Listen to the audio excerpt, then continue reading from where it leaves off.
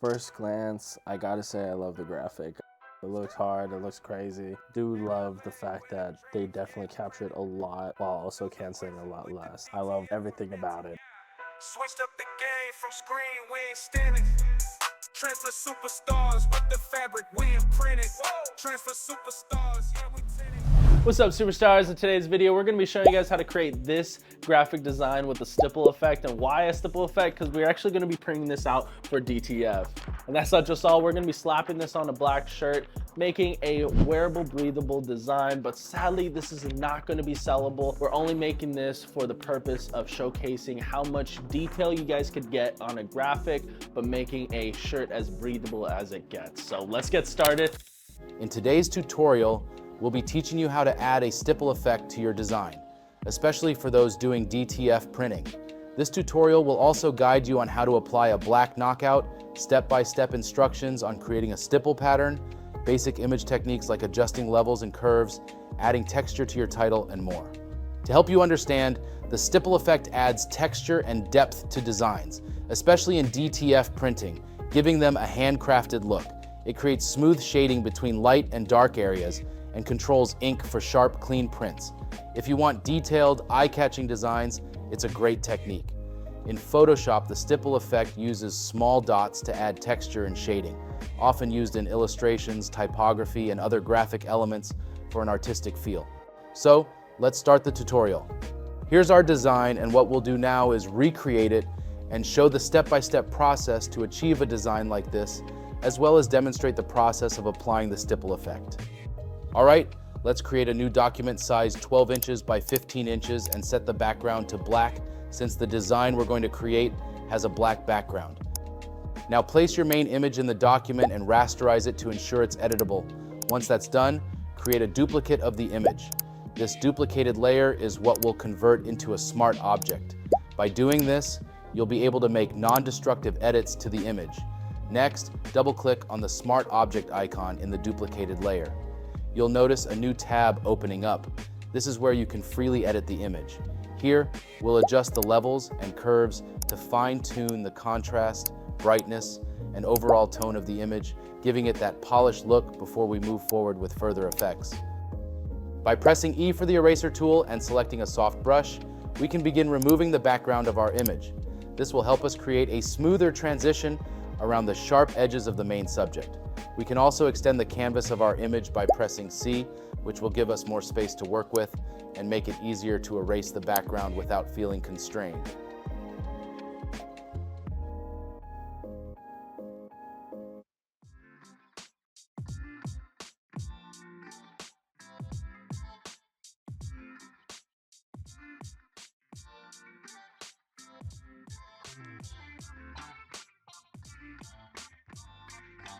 Then we just need to save this image and return to our main document.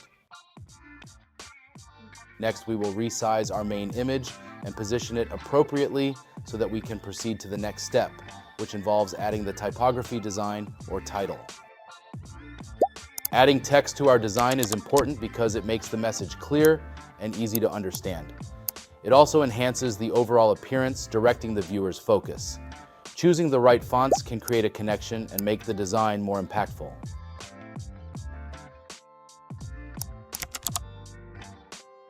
In this design, here are the fonts we used.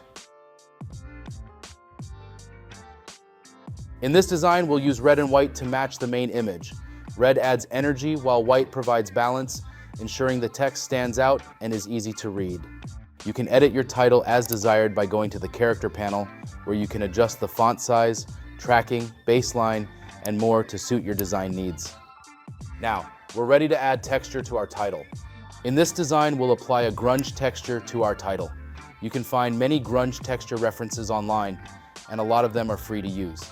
These can be great resources for future designs, adding a rough, edgy look to your work.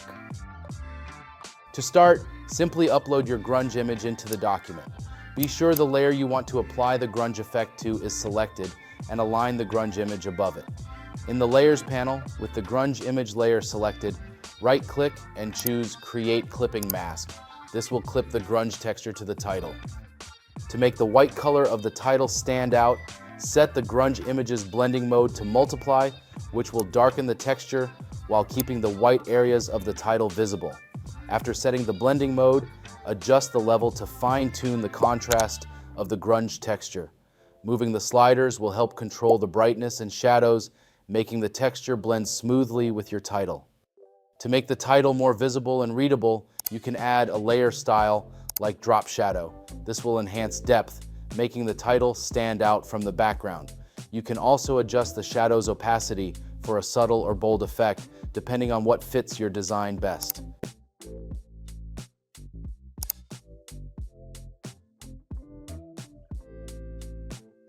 With some minor adjustments, we now have our initial design.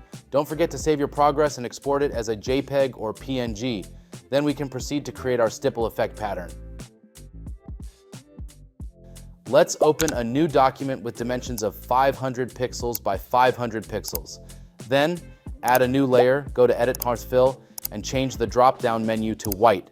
After that, go to Filter, Filter Gallery, navigate to the Textures section, select Grain, and change the grain type to stippled. Alter the intensity to 51, and this will result in a nice spread of stipples.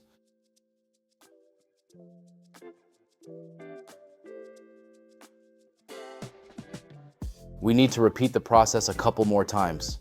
For each new layer we create, we'll increase the intensity so that with every layer, the density of our stipples will also increase. Just repeat this process until we reach an intensity of 100.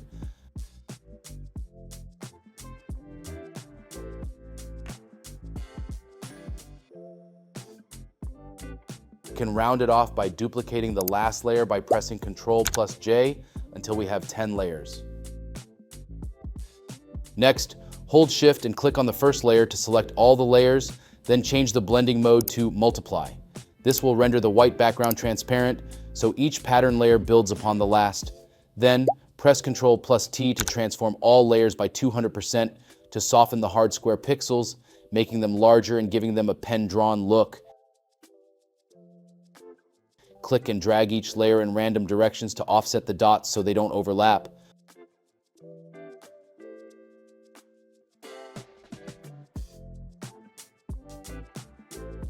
Once you're satisfied, toggle the visibility of each layer in turn to see the pattern density gradually decrease. With just the first layer visible, go to Edit, select Define Pattern, and name it to avoid confusion. Next, toggle the visibility of the next layer and repeat the process with the remaining layers until you have a collection of 10 layers.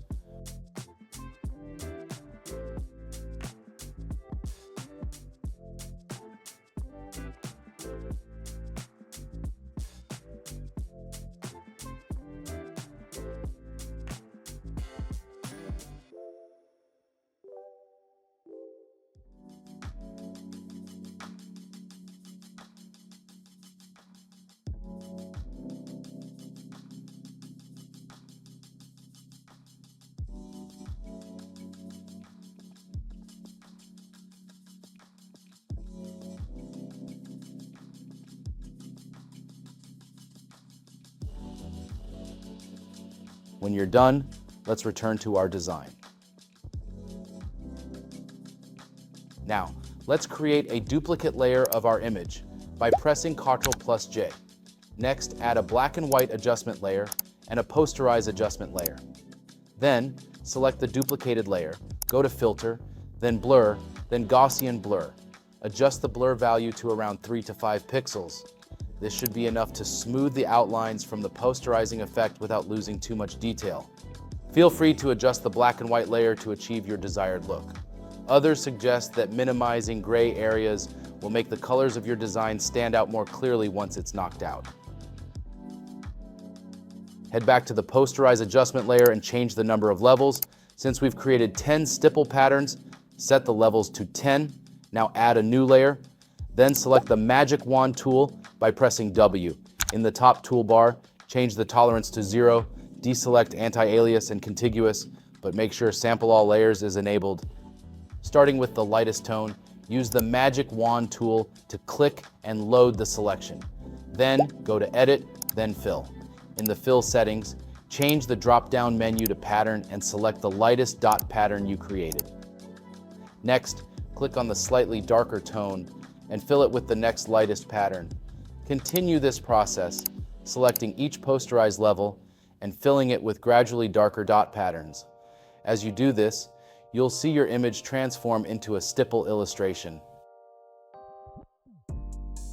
Once you've finished applying the stipple, just zoom in on the design so we can better see the results. For the blackout effect, press Ctrl+A to select all, then press Ctrl+C to copy the stipple effect from the current layer. After that, hide this layer along with the posterized layer, the black and white layer, and any duplicated layers. Next, create a background by clicking the Create New Fill icon at the bottom of the Layers panel, then select Solid Color and pick a color. Place this background layer beneath all the other layers. Now select your main image layer and click Add Layer Mask. Hold Alt and click the white box that appears in the layer mask. The document will turn white because the layer mask is now selected. Then press Paste to apply the copied stipple effect to the mask. Finally, reselect the main image layer and you'll see that the design has been knocked out. Zoom in to see the result more clearly. And here is our design with the stipple effect color knockout. Hey superstars, I'm excited to share some fantastic updates from our website that will actually transform how you order and design your prints. We've always focused on efficiency and ease, and to continue that tradition, we're introducing a brand new auto build tool on our gang sheet builder site. This tool is a game changer from our creative customers who want control over the designs, really quick inputs for their easy arrangement. With this new feature, you can customize your gang sheets exactly the way you want it, as quickly as you like. Let's take a closer look at our graphic.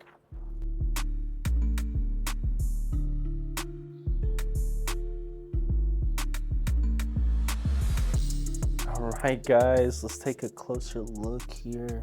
And you really can't tell because of the background in the back, but we did take a lot, but it kept so much of the detail.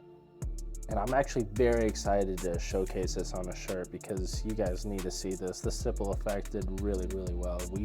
Our guys did really good, seriously. All right, well, let's stop talking. Let's get it started. For our blanks, we got a small black shirt. It's a Bella Canvas brand. The model number is 3001. And if you guys are interested, we'll put the link in the description below.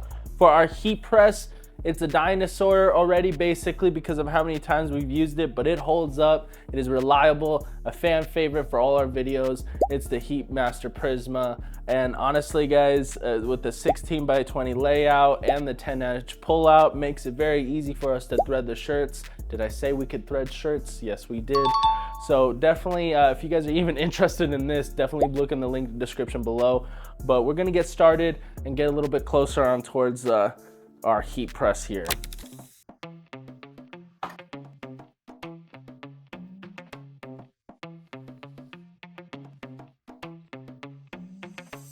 We are just going to use one of these rulers.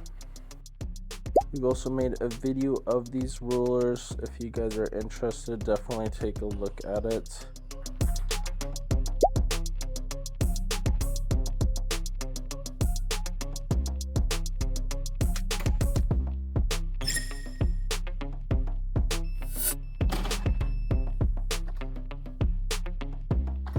So usually we could use a microfiber cloth, which is gonna help kind of adhere everything on our graphic since we have a lot of smaller details.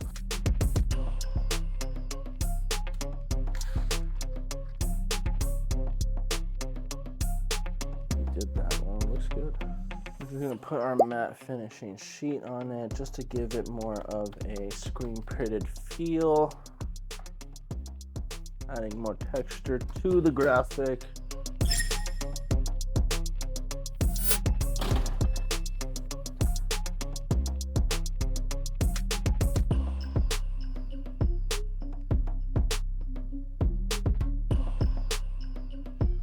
All right, guys, first glance, I gotta say I love the graphic. I don't know if I'm really a big fan of the Joker, but I'm a very big fan of the graphic itself. It looks hard, it looks crazy. I love everything about it, it really is. And honestly, if you could even see this too as well, like, barely any dents, barely any damage, you know, like it's very, very much breathable. I do love the fact that they definitely captured a lot while also canceling a lot less. Like, this was very, very good. Honestly, one up to our team. They did really well, but all right. All right, we showed you guys how to make this design using a stipple effect, then printing it out with DTF, then slapping it on a shirt. Now we got a printable wearable design. I hope you guys enjoyed the video. I enjoyed making it. And if you guys are looking for any DTF suppliers or just trying to replace your existing one, definitely give us a chance. All right, well, I hope you guys just saw value in this video. And if you guys did, definitely leave a like and subscribe, and definitely leave a comment for any more videos like this. Okay, guys, I'll catch you out.